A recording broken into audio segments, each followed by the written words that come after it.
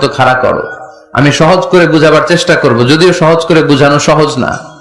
সহজ করে কইতে আমায় কহজে, সহজ করে যায় না কওয়া সহজে, ঠিক কিনা? তারপর আমি চেষ্টা করছি সহজ করে বুঝানোর।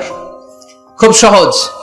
আদ-দীনু ইউসরুন লা উসরা ফি, দিন সহজ, এর মধ্যে কাঠিন্যতা নাই।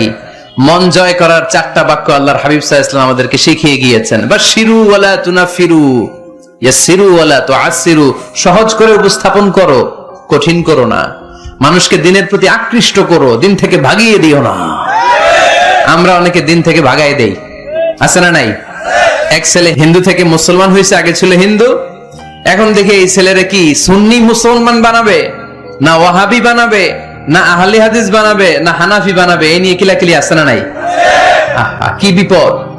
সে আগে হিন্দু আছিলাম, এটাই তো ভালো আছিলাম, মুসলমান হওয়ার পরে এর ভয় দেখানো শুরু করছে, এই খবরদার,